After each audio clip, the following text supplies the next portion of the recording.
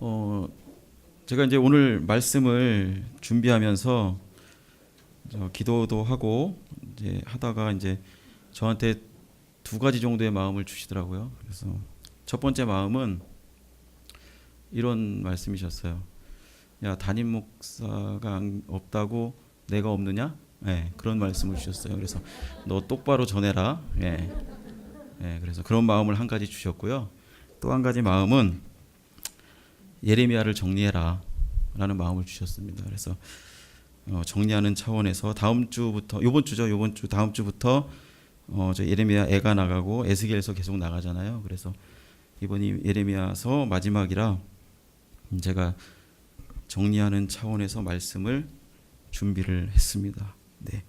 그래서 나온 제목이 바로 죄를 미워하시는 하나님인데 원제는 하나님께서는 죄를 미워하십니다예요. 그래서 똑같은 말이죠. 근데 이제 제가 사실은 이 제 일터에서 이제 어떤 권사님이 제가 설교를 한다니까 뭐에 대해서 하세요? 물어보시더라고요. 그래서 제가 네, 이번 주는 하나님은 죄를 미워하십니다요. 그랬더니 이거 너무 강하지 않아요? 그렇게 얘기를 하시더라고요. 제목이 요즘에 너무 세면 안 좋은데라고 얘기를 하시더라고요. 그래서 제가 아니 그럼 이 죄를 얘기하는데 세게 안 하면 어떻게 해요? 제가 이제 반박을 하면서 저는 더 세게 해야 되겠습니다. 그래가지고 제가 제목을 하나님께서는 정말로 죄를 미워하십니다 라고 할 거예요. 제가 얘기했거든요.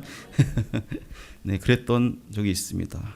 자, 그럼 다 함께 한번 따라해 보겠습니까? 하나님께서는 정말로 죄를 미워하십니다. 네, 오늘은 이것에 대해서 말씀을 드리려고 합니다.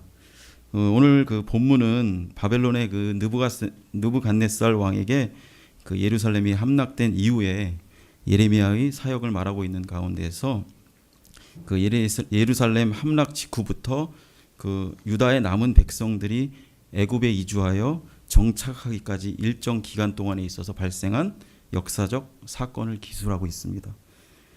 또 예레미야는 예루살렘 그 멸망 이후에 계속해서 유다에 남아있기로 결심을 합니다.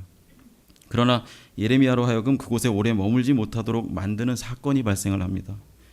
그것은 바로 그 선한 총독 그다랴라고 하는 그런 총독을 세웠는데 그것을 살해하고 마는 그 이스마엘의 그 반역 행위와 또한 요하난의 그 반역 진압 후에 수많은 유다 사람들이 애굽으로 도주하게 만드는 그 사건의 상황인 것입니다. 이러한 상황 속에서 오늘 본문의 말씀은 애굽의 우상 숭배 장소 내에서 그리고 유대인 배교자들의 무리를 향해서 말씀을 선포하고 있는 것입니다. 다시 말해서 애굽에 있는 유다 사람들에게 하신 말씀인 것입니다. 그 애굽에서의 이들의 그 철저한 그 멸절에 대해서는 이스라엘은 엄숙하게 바로 그 사전에 먼저 경고를 받았었습니다. 그들이 경고를 받은 것은 42장 15절에서 18절에 말씀하고 계시는데 너희가 애굽에 들어가 살기를 고집하면 칼이 따라가고 기근이 따라갈 것이다. 결국 칼과 기근과 전염병으로 죽을 것이고 치욕을 당하고 다시는 이 땅으로 돌아오지 못할 것이다 라는 경고를 받는 것입니다. 이때의 분위기는 이 경고가 얼마나 엄숙하고 절박한 것인가, 또한 왜 그것이 필요했고 하나님께서는 그 백성들의 순종을 왜 의심하는 것처럼 보이는가를 우리가 깨달아야 하는 것입니다. 41장 17절에 보시면 그들은 다른 방향으로 향하기보다는 애굽 쪽을 택했기 때문에 실제 애굽으로 향하고 있었습니다. 애굽으로 가려고 떠나 베들레헴 근처에 있는 게롯 기맘에 머물렀더니 라고 말을 하고 있습니다. 바로 그런 경건함에 의해서 다스려지지 않는 용기가 그들에게 있었습니다. 애굽으로 기울어짐으로써 하나님의 목적을 떠난 것은 바로 불신앙과 고집을 드러낸 것입니다. 의무의 고든 길로부터 돌아서서 그들은 파멸적인 고난의 정책으로 인도가 되었습니다. 하지만 이것을 또한 반대로 말한다면 하나님께 대한 순종이 최고의 애국심을 증거하는 것입니다. 하지만 갈대아인들, 즉 바벨론에 대한 이스라엘의 두려움이 하나님께 대한 믿음 대신에 그들을 지배하도록 허용되었습니다. 천년 전에 하나님께서는 능력의 손으로 그의 백성을 애굽으로부터 이끌어내어 주시고 그들을 시온에 살게 하셨습니다. 그러나 이스라엘은 지금 그들이 행해야 할 사명을 망각하였습니다. 이제 극악무도한 이 반역자들은 그들의 안전한 피난처를 발견할 수 있다라고 자랑했던 바로 그곳 애굽에서 철저하게 몰살당했던 것입니다. 42장 14절에 보시면 또 너희가 말하기를 아니라 우리는 전쟁도 보이지 아니하며 나팔 소리도 들리지 아니하며 양식의 궁핍도 당하지 아니하는 애굽 땅으로 들어가 살리라 하면 잘못되리라 라고 말씀하셨습니다. 요한안의 요청에 대해 하나님께서는 예레미야를 통해서 애굽으로 가지 말라고 응답하셨습니다.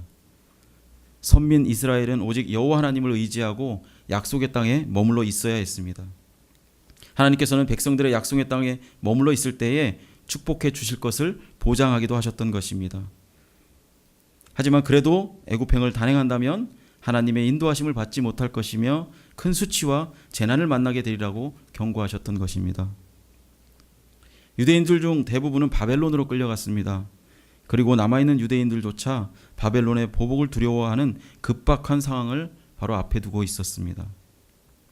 그것은 바벨론의 총독으로 임명되었던 그데랴가 이스마엘에게 살해된 후 남아있던 유대인들은 또한 재기의 기회를 잃어버리고 또한 또다시 혼란에 빠지게 된 것입니다. 그 중에서 요한한 일행은 반바벨론을 고집했던 무리들이었습니다. 그러니까 그들은 바벨론의 그 보복을 또한 두려워할 수밖에 없었던 것입니다. 이들은 방패막이가 되었던 그데랴가 죽었기 때문에 유다에 그대로 남아있을 수도 없게 되었던 것입니다. 그래서 요한한 일행이 예레미야를 찾아와서 하나님의 뜻을 물을 때에도 이미 어쩔 수 없이 애굽으로 가는 것을 결심하고 난 후였습니다. 본인들이 이미 결정을 해놓고 예레미야를 찾아가서 하나님의 뜻을 물어본 것입니다.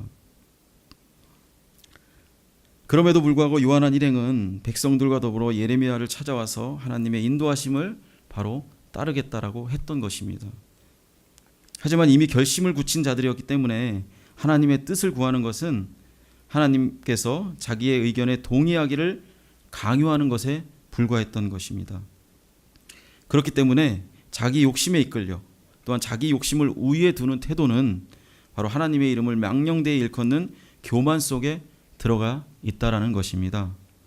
여기서 오늘을 사는 우리도 이러한 방식으로 기도하고 있지는 않은가 돌아보고 회개해야 할 것입니다. 그래서 요한안의 요청에 대해 하나님이 예레미야를 통해 이스라엘은 애굽으로 가지 말고 오직 여호와 하나님을 의지하여 약속의 땅에 머물러 있어야 한다라고 했던 것입니다. 유다를 책망하시는 하나님의 호소에도 불구하고 이 불쌍한 남은 자들에게는 불순종과 불신앙의 그 옛 뿌리가 그대로 남아 있었습니다. 이들은 또한 인간의 그 완고한 마음을 비춰주는 거울과도 같았습니다. 우리는 또한 이 거울 속에 우리의 모습이 있는지 또한 확인해야 하며 그 모습이 있다면 역시 또한 철저하게 회개해야 할 것입니다. 42장 10절에 보시면 너희가 이 땅에 눌러앉아 산다면 내가 너희를 세우고 헐지 아니하며 너희를 심고 뽑지 아니하리니 이는 내가 너희에게 내린 재난에 대하여 뜻을 돌이킴이라 라고 말씀하십니다. 하나님께서는 온 세상의 창조주이십니다. 그리고 또한 이스라엘 백성과 땅은 하나님의 특별한 관심의 작품이었던 것입니다. 왜냐하면 하나님께서는 이스라엘 땅을 통해 예배 받으시려고 그 백성을 택정하셨기 때문입니다. 하나님께서는 이스라엘이 그 땅을 거주지로 삼았고 또 그 땅이 하나님의 안식처로 불려졌기 때문에 그곳에 하나님의 백성을 세우신 것입니다. 그러므로 여기에서 언급된 바로 세움과 심음이 곧 하나님께서 그 백성에게 부어주신 특별한 호의를 가리키고 있음을 깨달을 수가 있게 되는 것입니다. 왜냐하면 비록 하나님께서 온 세상의 모든 민족을 심으셨다고 해도 이스라엘 민족은 특별히 심으신 민족이기 때문입니다.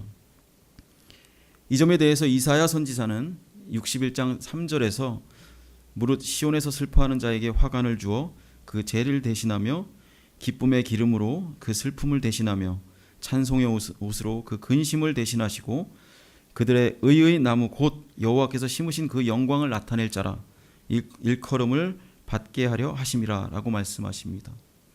이 말은 또 예수 그리스도는 우리를 의의 나무로 만들기 위해 오셨고 거기에서 맺는 열매가 바로 인애와 공의와 의의가 된다라는 말입니다. 또한 영적인 슬픔과 좌절 가운데 있는 하나님의 백성들은 두 가지로 번역을 할 수가 있습니다. 첫 번째는 시온에서 슬퍼하는 자에게 라는 번역과 두 번째로 시온을 위하여 슬퍼하는 자에게입니다. 그들은 시온에서 슬퍼하고 있습니다. 그들은 실제적으로 애곡하는 자들입니다. 이 애곡하는 자들이라는 표현은 그들의 강한 슬픔과 그들의 절망적인 불행을 나타내어 주고 있습니다. 그들은 그들 자신의 본성의 타락을 또한 슬퍼하고 있습니다. 처음에 우리는 바로 낙원에 심겨졌었습니다. 그러나 죄는 우리를 뿌리채 뽑아버렸으며 따라서 우리는 말라서 죽어가고 있습니다. 즉 우리는 죄로 인하여 불에 던져질 수밖에 없는 상태에 처하여 있는 것입니다. 그 어떠한 인간이나 천사도 또한 그 어떤 유한한 힘도 우리를 다시 원상태로 회복시킬 수 없는 상태에 처하여 있습니다. 그러나 하나님께서는 우리를 살리시기 위하여 그의 외아들을 이 세상에 보내사 그 외아들 예수 그리스도로 하여금 우리를 대신하여 죽게 하신 것입니다. 즉 하나님께서는 우리를 그리스도 안에 다시 심으시고 우리에게 새로운 영원한 생명을 바로 부어 주셨던 것입니다. 그렇습니다. 이스라엘 백성은 바로 하나님의 영광을 드러내기 위하여 심어졌던 것입니다. 또한 하나님께서는 말씀하셨습니다. 나는 나의 세운 것을 헐기도 하며 나의 심은 것을 뽑기도 하나니 라고 선포하셨습니다. 이 말씀으로 우리가 깨달을 수 있는 하나님의 마음은 나의 이 백성을 나의 상속자로 택정했으므로 이제 그들은 거룩한 백성이 되었으며 그 땅은 제사장들의 왕국이 되었다. 따라서 나는 그들에게 유일하고 천상적인 재능, 바로 은사를 부여한 것이며 나는 이제 그들 가운데 거하고 그들을 보호해 왔기 때문에 아버지인 것이다. 그러나 그들은 나의 아들일 뿐 아니라 장자이며 또한 내가 이름을 그곳에 새겼으므로 이 땅은 정말로 거룩한 곳이다. 내가 이 백성과 이 땅을 세우고 심었으나 이제 나는 헐기도 하고 뽑기도 한다 라고 하시는 것입니다. 하나님께서는 죄를 미워하십니다. 너희는 오늘 말씀에 너희는 내가 미워하는 이 가증한 일을 행하지 말라 라고 말씀하십니다. 하나님께서는 사악함을 향해서 바로 이 말씀을 하십니다. 모든 죄는 근본적으로 바로 우상 숭배입니다. 죄인은 참 하나님을 버리고 우상들에게 절을 하는 것입니다. 여기서 절은 단순한 절이 아니고 그 우상을 정말로 하나님을 섬겨야 될 그런 전인격적인 지정의를 그 우상에다가 쏟아 붓는다라는 의미입니다. 하지만 우리가 알아야 하는 것은 우리 인생의 마음을 감찰하시는 이는 바로 하나님이시라는 겁니다. 예레미야서 17장 9절에서 10절 보시면 만물보다 거짓되고 심히 부패한 것은 마음이라 누가 능히 이를 알리오마는 나 여호와는 심장을 살피며 폐부를 시험하고 각각 그의 행위와 그의 행실대로 보응하나니 라고 말씀하십니다. 인간의 마음의 그 사악함을 향하여 하나님께서는 심히 악하다, 부패하다 라고 하셨습니다. 이것의 히브리어의 원뜻을 보면 바로 완전히 구부러졌다라는 의미입니다. 사단이 일단 자기의 그 속성, 시기, 미움, 바로 질투, 다툼 그런 것과 그다음 자기 의지, 바로 하나님보다 더 높아지려는 마음, 즉 교만을 인류의 조상인 아담과 하와에게 옮겨 놓았을 때, 그리고 또한 이와 더불어서 새로운 유형의 죄, 여기서 말하는 새로운 유형의 죄는 요한일서 2장 16절에서 말씀하고 있는데요, 바로 세상에 대한 사랑이라고 말씀을 하시는 것입니다. 요한일서 2장 16절을 보시면 이는 세상에 있는 이 모든 것이 육신의 정욕과 안목의 정욕과 이생의 자랑이니 다 아버지께로부터 온 것이 아니요 세상으로부터 온 것이다 라고 말씀하고 계십니다. 그러면서 저희가 잘 아는 요한복음 3장 16절에 나타난 하나님께서 세상을 이처럼 사랑하사 하셨을 때 이 세상은 바로 죄를 짓기 이전의 그 세상을 말씀하시는 것입니다. 여기서 말하는 그 세상과는 다른 세상인 것입니다. 세상은 바로 사단이 쥐고 있고 그래서 사단이 주인인 세상입니다. 그래서 사단은 창조주 하나님보다 피조물을 더 사랑함으로 옮겨놓았을 때 온갖 사악함이 곧 인간에게 밀려 들어온 것입니다. 땅은 곧 피해밭이 되어버렸습니다.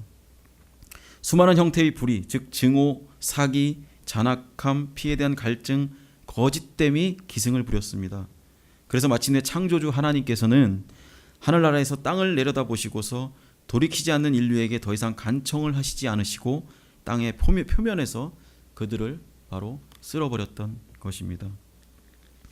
하나님께서는 창조하신 우리, 즉 우리가 존재를 소유하기 전에 그 존재에 대해서 아무런 공로도 이룩한 것이 없으므로 인간을 창조하신 창조주 하나님께서는 바로 하나님께 복종할 의무를 우리에게 부여하셨던 것입니다.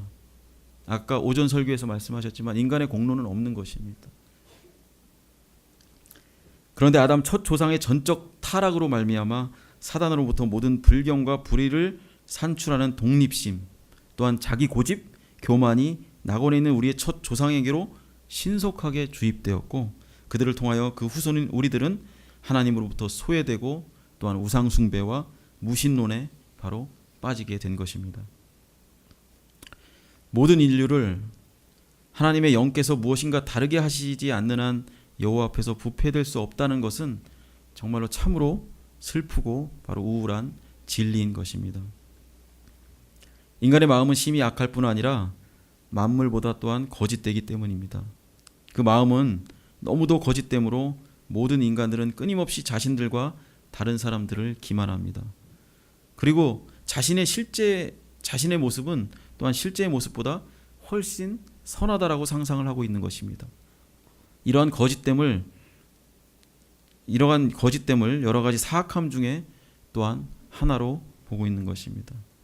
또 이 거짓됨은 모든 인간의 본성에 있기 때문에 그 뿌리들, 즉 자기 의지, 교만, 하나님으로부터의 독립으로부터 비롯된 것입니다. 하나님께서는 왜 죄를 미워하시는가?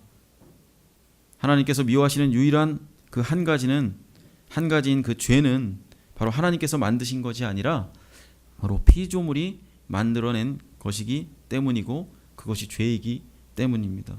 죄는 창조주께서 그 만드신 것이 아닌 것입니다. 그렇다면 죄란 무엇인가? 죄는 하나님의 율법을 범하는 것입니다. 요한일서 3장 4절에 죄를 짓는 자마다 불법을 행하나니 죄는 불법이라 라고 말씀하십니다. 그래서 죄는 하나님께서 금하신 것을 하는 것입니다. 다시 말해서 하나님께서 명하시는 것을 행하지 않는 것이 죄입니다. 하나님을 사랑하고 이웃을 사랑한다는 것은 바로 율법을 이행하는 것입니다. 그러므로 사랑이 없는 올바른 행위는 그것조차도 죄인 것입니다. 그래서 하나님께서는 죄를 미워하십니다. 또한 하나님께서 죄를 미워하시는 이유는 죄는 하나님의 본성에 위배되기 때문입니다. 바로 여호와의 하나님께서는 거룩하시기 때문입니다. 레위기서 11장 44절 나는 여호와 너희의 하나님이라 내가 거룩하니 너희도 몸을 구별하여 거룩하게 하고 땅에 기는 길짐승으로 말미암아 스스로 더럽히지 말라 라고 말씀하십니다. 여기서 거룩, 히브리어로 카도시인데요. 그거의 기본 뜻은 바로 분리라는 의미입니다. 곧 부정하고 속된 것으로부터의 분리되어 있는 상태가 바로 거룩의 상태입니다. 그러므로 본질상 거룩하신 하나님께서는 모든 더럽고 부정한 죄의 요소로부터 절대적으로 분리되어 계시는 분이십니다. 그런데 거룩하신 하나님께서 우리들을 사단의 사슬에서 구원하여 주신 목적이 있습니다. 그것은 곧 하나님께서는 우리의 하나님이시고 거룩한 바로 교제를 나누기 위함이셨던 것입니다.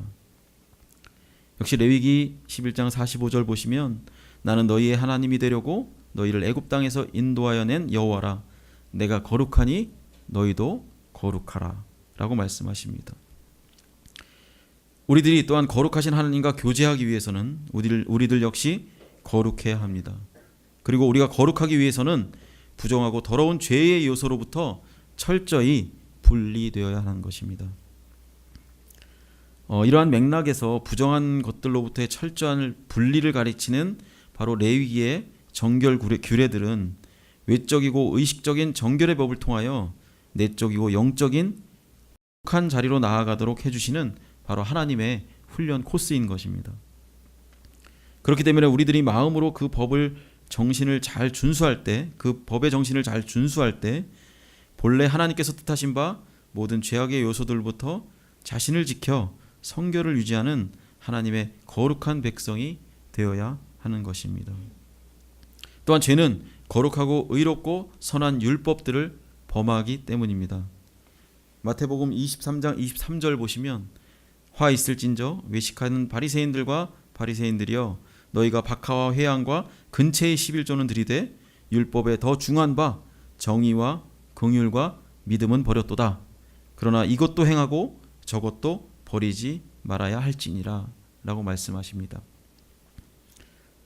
이것을 풀어보면 하찮은 일에 있어서는 빈틈이 없었으나 중요한 의무를 외면하는 자들에 대한 바로 화의 선언인 것입니다. 바리새인들은 그들의 그 중대한 의무를 지키는 데 있어서 사소한 문제에 대해 그들이 그렇게 신경을 썼던 그러한 세밀함을 행사하지 않았습니다. 예수님께서는 이러한 중요한 의무들에 대하여 정의와 긍휼과 믿음은 버렸다라고 하신 것입니다. 그래서 예수님께 사소한 것에 대한 준수에 대조시켜 세 가지를 열거하셨습니다.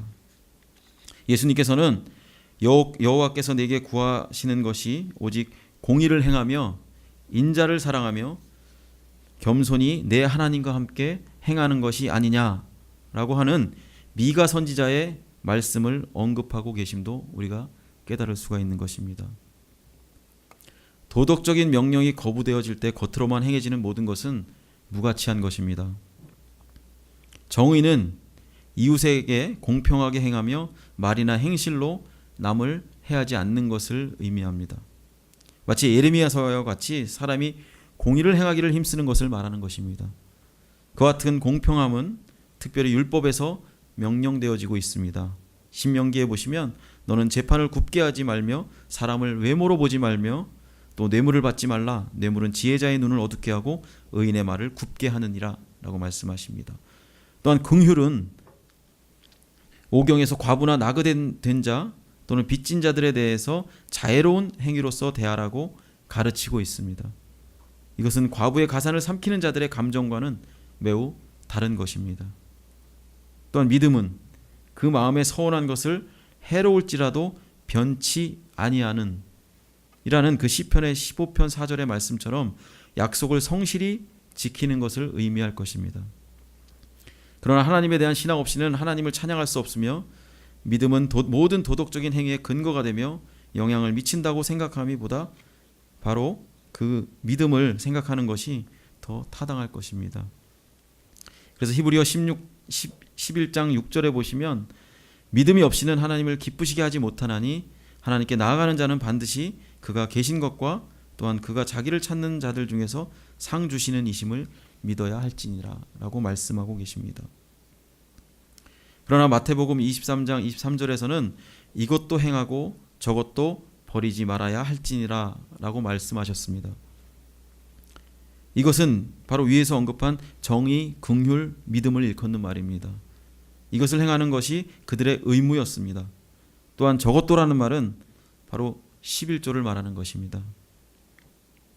결국 의무도 지켜야 하지만 동시에 정의와 긍휼과 믿음도 지켜야 한다라는 것입니다. 즉 마음을 지키라라는 의미일 것입니다. 그렇다면 하나님의 말씀에 대한 유다의 적극적인 거부에 대해서 말씀을 드리며 오늘 말씀의 결론을 맺고자 합니다. 예레미야서 44장 16절에 보시면 내가 여호와의 이름으로 우리에게 하는 말을 우리가 듣지 아니하고 라고 말씀하십니다. 하나님께서는 우리가 하나님의 권위를 인정하든지 아니면 거부할 자유를 허락하십니다. 영국의 신학자 버틀러는 추상적인 철학과 사변적인 신학의 관점에서 무엇이 역설되든지 실제로는 우리는 모두 자유로운 듯이 행동한다라고 말을 하고 있습니다. 성경에서는 이 의지의 실제적인 자유에 대하여 끊임없이 암시하고 또한 호소하고 있습니다. 비록 우리가 하나님의 율법을 부인할 도덕적 권한이 없고 또한 그렇게 함으로써 고통을 받게 되겠지만 우리에게 또한 그것을 반역할 무서운 힘이 주어졌기 때문에 반역하지 않는 자들은 또한 충성이 인정받을 수가 있고 또한 그 봉사가 자유롭고 스스로 우러나온 것이 될 수 있다는 것도 우리가 깨달아야 하는 것입니다. 모든 악은 바로 의지의 중심을 두고 있습니다. 우상 숭배를 하는 유대인들은 예레미야의 그 전하는 말에 기울이려고 하지 않을 것입니다. 그들의 범죄의 본질과 개요가 바로 여기에 있습니다. 부패된 욕망과 사악한 격정이 악한 의지나 그 행위의 유혹이 되는 것입니다. 유대인들에게 있어서 부패된 욕망과 사악한 격정들은 우리의 평범한 인간 본질의 순수한 그 요소에 호소하는 외적인 유혹보다 더욱더 또한 나쁜 것입니다. 죄악이란 부패된 욕망과 사악한 격정들에게 굴복하기 때문입니다. 그러므로 진리에 대한 의도적인 거부는 바로 하나님에 대한 반역인 것입니다. 그래서 결국 예레미야 선지자의 말에 청종하지 않는 것은 바로 하나님에 대한 반역이 되는 것입니다. 우상 숭배하는 유대인들이 하나님의 메시지를 거부하면서 바로 무례하게 하는 말이 17절에 나타나는데요. 우리 입에서 낸 모든 말을 반드시 실행하여 라는 것입니다. 여기서 우리 입에서 낸 모든 말이라고 말합니다. 바로 고집은 순수한 일일지라도 그 자체가 이미 악한 의지입니다. 왜냐하면 우리는 자신의 주인이 아니기 때문입니다. 종은 해롭지 않은 일을 할지라도 그 상전에게 불순종하면 잘못입니다. 군사는 다른 어떤 길을 선택하든지 명령에 불복종하는 것은 바로 죄가 되는 것입니다. 우리는 바로 권위 아래 있는 것입니다. 만일 우리의 대장께서 가라고 명령하면 내 마음에 아무리 순수한 이유가 있다 해도 마음대로 서 있을 수 없이 우리는 가야 하는 것입니다. 외적으로는 하나님의 메시지를 거부한 유대인들은 바로 자기 고집대로 우상 숭배를 하기로 선택했습니다. 우리의 의지는 부패되었습니다. 그대로 내어버려 둔다면 바로 악한 것을 많이 취하게 되는 것입니다. 그 의지, 즉 부패된 우리의 의지를 순수하게 지키려면 우리는 보다 높은 뜻과 연합이 되도록 고양을 시켜야 하는 것입니다. 그러므로 이 고양시키려는 의지가 해이해지지 않고 더욱 겸손함으로 신앙심을 키우게 된다면 악한 의지들은 반드시 조절될 것입니다. 회개와 그것에 대한 결과를 말씀드립니다. 하나님께서는 회개를 연락하시고 회개하는 자들을 용서하실지라도 그 자신의 영혼을 위하여 징계하는 것이 필요합니다. 예레미야서 44장 22절에 보시면 여호와께서 너희 악행과 가증한 행위를 더 참을 수 없으셨으므로 너희 땅이 오늘과 같이 황폐하며 놀램과 저주거리가 되어 주민이 없게 되었나니 라고 말씀하십니다. 그러므로 하나님의 관용하심에는 한계가 있으십니다. 하지만 하나님의 사랑에는 어떠한 제한도 없고 하나님의 자비하심은 영원하십니다. 가장 나쁜 범죄에 대한 하나님의 인내와 참으심에도 바로 제한은 없습니다. 그러나 하나님의 관용에는 한계가 있습니다. 이 한계를 결정하는 것은 바로 하나님의 공의입니다. 앞으로의 잘못을 방지하기 위해 그리고 이미 저질러진 일을 절단하기 위해서 공의가 간섭해야 할 필요가 있는 시점이 바로 있기 때문입니다. 범죄하는 자들에게 자비를 베푸는 것은 그 희생자들에게 불공평한 일을 하게 되는 것입니다. 하나님의 통치는 사회에 유익이 되는 것입니다. 또한 범죄하는 자를 저지하지 않고 벌을 주지 않고 내버려 두는 것도 역시 저주입니다. 그러므로 철저한 취급함밖에 없기 때문에 범법자의 유익이 되는 것입니다. 이 말은 벌을 줄 때 주어야만 또한 벌을 죄를 짓는 사람이 또 유익이 된다라는 의미인 것입니다. 하나님의 관용의 한계에 이르는 것은 또한 가능한 것입니다. 홍수 이전의 사람들, 또한 평지의 성읍들, 포로 시대의 유대인들, 티투스 그 로마 장군에 의해서 예루살렘이 멸망할 당시의 유대인들, 또한 그 이후에 많은 나라들과 많은 사람들이 그러했습니다. 역시 우리도 그렇게 될 수 있습니다. 그러므로 이 주제는 오직 하나님의 속성들의 관념적인 관계를 다루는 추상적인 신학적인 문제가 아니며 하나님의 관용의 한계는 매우 실제적인 것입니다. 사람들은 어리석게도 하나님께서 섭리로 그들의 그 파멸을 몰고 올 때까지 자신의 번영만을 생각합니다. 그리고 고통 가운데 오랜 동안 하나님의 오래 참으시는 자비를 악용한 그 어리석음을 깨닫게 되는 것입니다. 그래서 하나님의 관용의 한계는 우리의 생애에서 도달되고 있다라는 것입니다. 내세에서 회개치 않는 자들에게 하나님의 관용의 한계는 바로 이르게 될 것입니다. 우리가 깨달아야 하는 것은 이렇게 죄에 대한 하나님의 혐오하심과 하나님의 그 오래 참으시는 것이 그 얼마나 놀라운 것이며, 또한 우리들의 지식을 초월하시는 그 하나님의 사랑이 그 얼마나 놀라운 것인가라는 것입니다. 그래서 그것이 바로 우리가 겸손하게 하나님을 믿고 따라가야 할 이유가 되는 것입니다. 만일 하나님의 독생자 예수 그리스도께서 그분의 영광을 버리시고 우리를 구원하지 않으셨다면 우리의 상태는 그 얼마나 두려운 것이 되는 것입니까? 정말 이것을 우리는 날마다 떠올리며 감사하고 감사해야 하는 것입니다. 맺겠습니다. 그러므로 우리는 바로 거룩하신 구주 예수 그리스도를 필요로 하고 있는 것입니다. 그러므로 저와 여러분, 우리의 자신의 모습을 바로 예수님의 의 가운데로 숨기는 자들, 또한 예수님의 의 가운데로 피하는 자들이 되기를 원합니다. 또한 예수님을 붙들고 회개하며 나아가는 팔목장, 신목장, 또한 화평의 성도들이 되길 원합니다.